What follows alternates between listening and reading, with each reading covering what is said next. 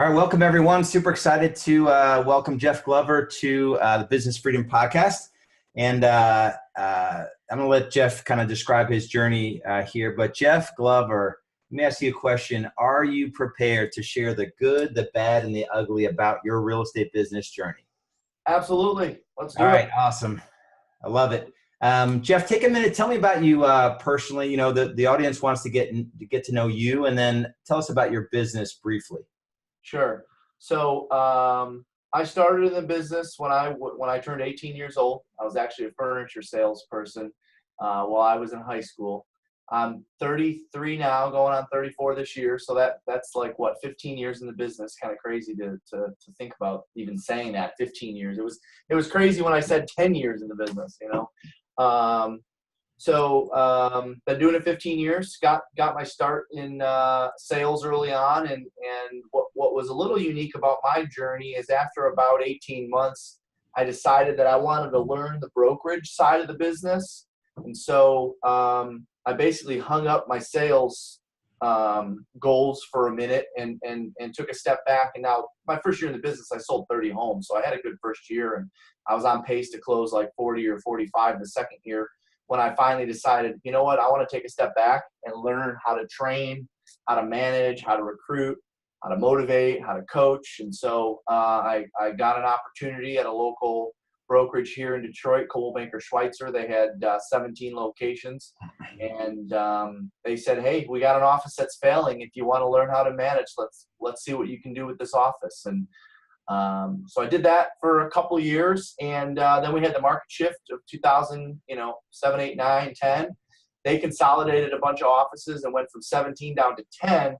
And because I did so well managing that office, by the way, I built it back up from maybe 5 or 6 agents all the way back up to 50. They gave me the reins to all the training and recruiting in their organization. So I was traveling to all the offices, training agents, recruiting agents, and just kind of mastering that skill. And then in January 2009, decided to get back into the business full time and started what is known as today as Jeff Glover and Associates, and been selling real estate and building the company ever since. Awesome. So we can hook the audience, and I want to get into more detail later. How many units will you and your team sell this year? So I'll personally sell about 110, 120 myself. And as a group, we'll do over 1,000. Awesome. And the shift was probably easy peasy in Detroit, Michigan, right? we had double shift because we had the mortgage crisis and the auto crisis. So, that's right. And that, I opened the doors of this office that I'm sitting in today, January 1, 2009, right in the thick of it. And at the time, my mindset was, hey, rental rates are low. The need for real estate agents is at an all-time high. The need for great leadership is at an all-time high. I think it makes sense to do it now. And so we fought through those years and came out, obviously once it came around, a lot stronger. Awesome. Thanks for that. Let's start the ball rolling here with a success quote. What's one quote that has stuck in your mind over the years, maybe that has kind of pushed you through some of those tough times? Yeah. So I've been really big on environment, and quite frankly, I see all the buzz going around about working from home and virtual offices and virtual companies. And I'll tell you, I was never a big fan of that because I valued a strong environment where there's culture, there's accountability, and where there's structure. And so I always had a quote that we use, and we still use it to this day. It's on the wall right here. It says, flip the switch at the door. And that means it doesn't matter what happens to you the night before, while you're getting ready in the morning, on your way into the office. You flip the switch and you put on a smile and you have a positive attitude, and you go to work every time you walk, through the store. And so I know that's my responsibility as a leader, and I think as great salespeople, that's our responsibility as well. I mean, I think about it like when I'm walking to the front door of a seller's home. Right? They want someone that's positive, energetic, enthusiastic, makes a great impression, charismatic, and you can't possibly be any of those if you let things affect you as you're walking into that appointment. Right? Try being excited and enthusiastic with a frown. You can't. Yeah. So flip the switch at the door has been kind of a motto for many years for us. I like that. That's really good. And your team, as a leader, your team feeds off of your energy. So you as the leader, you need to flip the switch. If you're having something going bad personally, you better get yourself together before you put yourself in front of your team. Yep. Yeah. You want it. I had someone tell me yesterday, and it wasn't the first time. I don't ever see you upset. Do you ever get agitated? What can I do to make you mad? You don't ever see mad. Well, I mean, certainly we have emotions and we get upset and we have feelings and we get agitated, but you can't let people see it. You can't let your clients see it. You can't let your agent see it. You got to flip the switch at the door. Yeah. Awesome. I want to talk about some of the defining moments, the failures that you've had along the way. And it's rarely shared in our industry. We talked about it briefly before we jumped on here.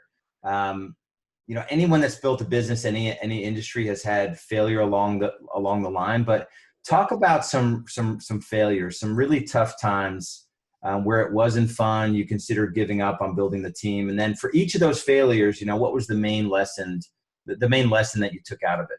Yeah. So, for me, it started early on, and I would have this constant conversation with my coach of, with the way real estate is set up and with the commissions being so in favor of the agents, is it really worth your time to build this big organization and to build up the production of these other associates when your dollar per hour? One of my first coaches always had me do like a dollar per hour activity, and he'd say, okay, what do you make off of your personal production? And I'd throw the number out there. Let's just say it was 400,000. Sorry, I'm going to close this blind. I got the same problem you had with the sun coming in here. So he'd say, okay, what do you make off your personal production? And I'd say, this was probably 10 years ago, 400,000. Okay, and how much time do you spend in your personal production? I'd say about 50% of my day. And he'd say, okay, how much do you net off of the team? How much do you net off of all the associates, the production after you pay their splits and so forth? And I'd say about 200,000. Okay. And how much of your day does that take up? About 50%. So you make 200,000 on 50% of your day and 400,000 on the other 50%. Why don't you jokingly fire the whole team, get that other 50% back, and take your income to 800,000? Obviously that was something I looked at early on and definitely had conversations back and forth with my coach about that. And I arrived at the decision that I wasn't going to do that because I enjoy developing people more than being just a salesperson. And I love being a salesperson. Don't get me wrong. I still go on last night I went on an appointment at 7 o'clock, took a listing. So I still do that stuff. I think you have to, if you want to be a great leader, you have to practice what you preach. You have to lead by example. But I made the decision that I was more interested in developing people than just being a salesperson the rest of my life. Yeah. And taking that path, when you invite one person into your life, let alone 10, 15, or 20 people with all of the stuff they have going on, all their selfish interest, all of their jacked upness, in addition to your jacked upness in a lot, it's just this sort of melting pot of just interesting stuff. And it's the biggest challenge that I've ever experienced. So that was, you're dead on. That was the challenge early on, if you will. Today, actually, my biggest challenge right now is trying to remain. So we've always been a prospecting-based business, and I've always kind of touted, yep, we don't need to spend money on marketing. We don't need to do any of this fancy stuff. Like, just stick to the basics and we'll win. And by the way, that worked really well in a down market. And even when the market got good, that worked. But what happened with probably a lot of people when they start having success, the bank account grows and you start having leverage, AKA money. And you start looking at, okay, how could I leverage this money? How could I reinvest this money back into the business or back into something that's going to make us even bigger? And so I made the decision back in 2013 that it was going to be mass advertising. And so we started advertising on the radio. We went from the radio to billboards and then eventually to TV. And, we do all three of those today. The challenge has been, since I've done that, it's kind of like every year I look at our profitability since I've done that, our percentage of profit has gone down. Granted, as a company, we've gotten bigger, but we've had to constantly tweak. All right, let's take money away from here and put it over there, or let's not spend it. Let's take this month off of advertising. It looks like it's going to be a little slower this season. And so I'll tell you that has been my greatest challenge, is remaining profitable. And because once you start that mass advertising approach, it's if you have the money there to do it, you constantly have this, oh, but if we add this station, then we'll get that demographic that doesn't even know we're in the business. And if we add that, and it's just this constant chase. And I'll tell you, it's we battle constantly. I mean, sometimes I say, you know what? We're not doing any advertising this year. We're going back to what we were doing. And then, of course, we still end up doing it. But that has been the greatest challenge, is sometimes I wish we would have never got into the mass advertising, because, our agents got lazy. They got spoiled. They get a lot of stuff handed to them. You used to walk into this office at 8:30 in the morning, and every single office, there was somebody in there prospecting. Now, who do we have? We have the team of inside sales associates doing all the prospecting, while the outside sales agents are strolling in at 9, 9:30, 10 o'clock, So that's our greatest challenge right now. I laugh because my business partner, who you spent some time with early in his career, Thomas Elrod, before we joined forces, he made it clear that we were prospecting based and marketing enhanced. Yep, that's right. And it's a nice struggle between he and I. Yeah. To have that banter back and forth, that I need to really prove that the marketing is pulling in its fair share versus, the dollars we're spending on inside salespeople. So I really think that's awesome.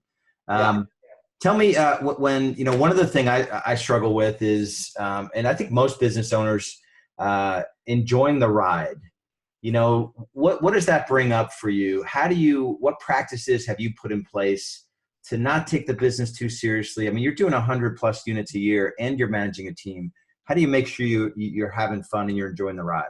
Yeah. So obviously having good right-hand people, I'm fortunate that I've got a operations manager that came in and sat across my desk for two years and learned how to respond to things, how to reply to emails the way I like to, reply to things, and manage my schedule, and just, I'll say the biggest thing for me was getting someone that was not just I think as teams, we think we just need administrative people or an administrative staff. No, when you're a high producer, you need an executive assistant, and you need someone who's going to go from an executive assistant one day to your assistant executive 3 to 5 years from now. And they're able to make decisions on your behalf when you're absent. So that has allowed me to go from working, 65, 70 hours a week to probably 45, 50. And to me, I'm pretty disciplined with my schedule. So I have no problem, taking Saturday afternoons off and Sundays off. And when I'm off, I'm off. I'm not checking my phone or responding to emails or things like that. So I've been fortunate to be able to hire people that can take some of those things off my plate, and it starts with a great executive assistant, and that's how you get some of your freedom back. Awesome. Let's dig into the current business a little bit. Real quick, what's the current team structure? So there are, at JGA, there's about 50 of us. We have 20, we'll just call it 25 outside sales associates. And so those are agents writing contracts. They take listings, they work with buyers. We don't have specific listing agents or buyer's agent. It's just OSAs, we call them. So there's 25 of them. There's about 10 inside sales associates, and those are licensed agents that aspire to be an outside sales associate one day, and they have to spend a minimum of 6 months prospecting and learning their skills before they can even go on an appointment with us. And so that inside sales team generally hovers around 8 to 10 at a time. So there's 10 there. So that's 35. We have 5 Showing agents. So we're really big on listings taken. That's part of the inside sales associate role. I guess I should specify our inside sales team does not work any incoming leads or calls. It's all outbound prospecting for sellers. And so we really prepare our agents to be great listing agents. And, a lot of them still like to work with buyers, which is fine. But we have a team of 5 showing agents on hand that they can use at any time to send out to show homes for them, so they can do what's most important, which is go list property or hold buyer consultations. So that's 40. And then we have a leadership team of, 4 of us. We have an inside sales manager. We have an outside sales manager. We have an operations manager. And we have myself. And then an administrative team of probably 5. We've got a pretty efficient administrative team. People are surprised when they hear that we do 1,000+ units and have only 5 in the administrative team. And that's because the agents do their own transaction management. We don't do transaction management for the agents. Okay. All right, cool. Tell me about your lead sources. What are some of your most profitable lead sources? And then what are some lead sources that you've tried that have failed miserably? So definitely the prospecting piece is our best ROI, hands down. Our agents prospecting, our inside sales associate prospecting, that's about 1/3 of our business. Every month, in fact, our inside sales team has a goal to be 33% of our listings taken.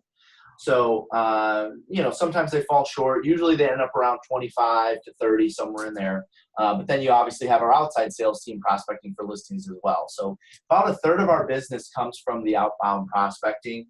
Another 1/3 of our business comes from past clients and sphere of influence.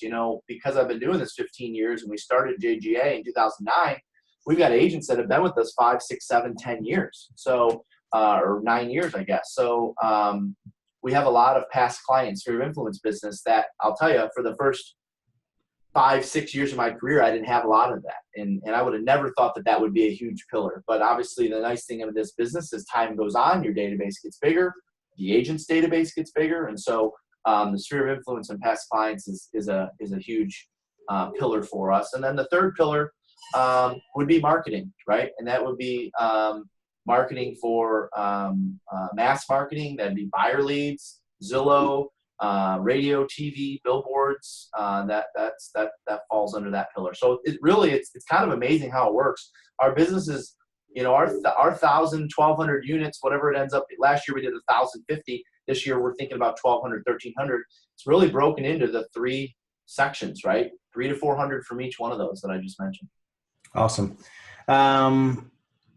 When I say business is 80% psychology and 20% strategy, what does that mean to you? Well, really that is, there's so many variables in this business, that I think about. I actually was thinking about this morning. I'm like, gosh, I think the reason why we succeed is because we are constantly looking for ways to improve. And constantly looking for ways to improve takes a lot of brain power. And so when you talk about the 80% mental, that's probably what we're spending. I don't think we're spending 80% of our time looking at ways of improving. But I'll tell you, there isn't a day that goes by that we don't look at something that we're doing that we can improve on. And so it's really hard. I look at, unfortunately, I kind of feel bad for some of the teams in our market that we compete with, because they try to duplicate things that we are doing. And by the time they go to implement it, we're already on to the next thing. And I see it or I hear about it, and I'm thinking to myself, gosh, you guys, just pick up the phone and call me. I'll tell you why it didn't work or why I didn't do that. I'm sure you guys experience that too. But no, I think just constantly looking for ways to improve, and that takes a lot of brain power. Yeah. Awesome. All right, Jeff, favorite part of the show, I call it the lightning round. I'm just going to throw a bunch of rapid fire questions at you, and you come back with us with life-changing answers. How does that sound? Sure. All right. I'll see how I can do. All right. Jeff, what keeps you up at night when it comes to your business? What keeps me up at night what keeps me up at night right now, because it changes, right? It depends on what you're doing at the time. What keeps me up at night right now is I don't have enough key people that want to succeed at the level that I want to succeed at to help us get this bigger faster. I've got a couple other entities aside from real estate, and I don't have enough people that think like me or think big enough or are willing to put in the time to help us grow this thing. And that keeps me up at night because I'm constantly thinking, where is that other person? How can I find that other person? And so I know that that's something that's holding us back, and not just necessarily in Jeff Glover and Associates. It'd be in a different business or in another business. It's finding key people. Yeah. Awesome. What's the best advice you've ever received about business? The best advice I've ever received about business is keeping the ego in check and making decisions based on profitability and not just on growth. I think it's very, very easy in this business for us to, will it grow the company? Will it grow our leads? Will it grow our listings? Will it grow our sales? Will it grow our inventory? Okay, we sometimes forget about how's that going to affect our profitability. And so just constantly looking at, okay, if you're gonna do something for the sake of growth, we instantly have to say, how does it look profit-wise right after that? Yeah, awesome. Can you share one of your personal daily or weekly habits that you believe contributes to your growth and success? Sure.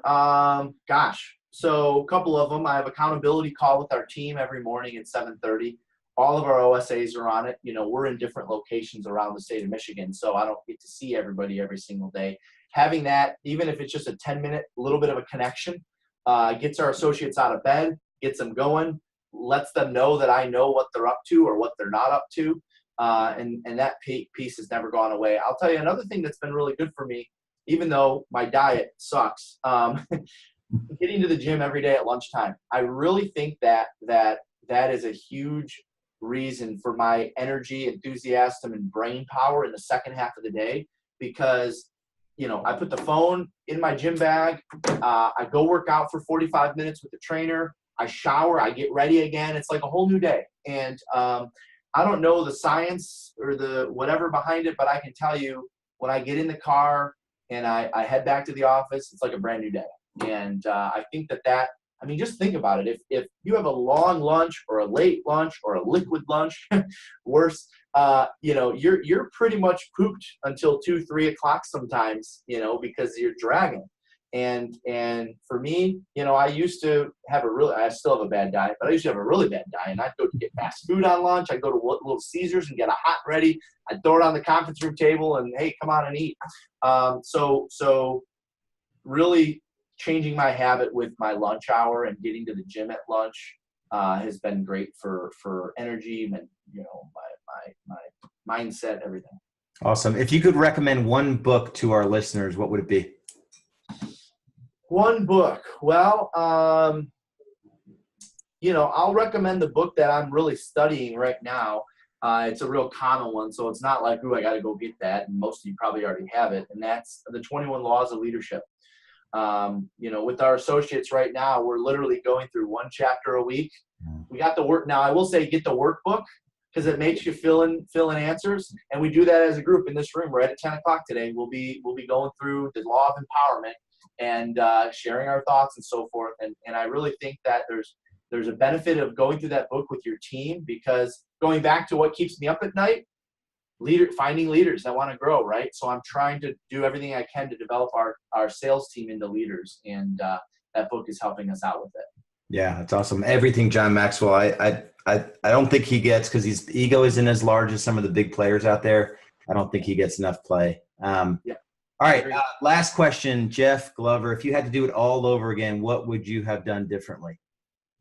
If I had to do it all over again, what would I do differently? I probably would not have doubled down on mass advertising back in 2013-14. I would have made our agents stay prospecting based. The saying, prospecting based, marketing enhanced. We were just prospecting only. There wasn't prospecting based. We were literally prospecting only, right? And then we were prospecting based and then we're marketing based, right? There's no enhanced. We were like both. And then marketing started to take off, and now it's like we're marketing based and prospecting enhanced. really, I sometimes wish I would have never doubled down on the mass advertising and just stuck with the prospecting because it's more profitable. Yeah, that's awesome. Jeff, I appreciate your time. And I know listeners are going to get a lot out of this episode. Some of the stories you shared are just on point. And I just honor you, man. What are you, 34 years old? I'll be 34 this June. Yeah. I mean, I'm 44 and I feel like I'm just getting started. So you've got a decade ahead of me. So really appreciate you. Real Estate B School thanks you. And let's all go out and build a life by design. We'll talk to you guys soon. Bye-bye.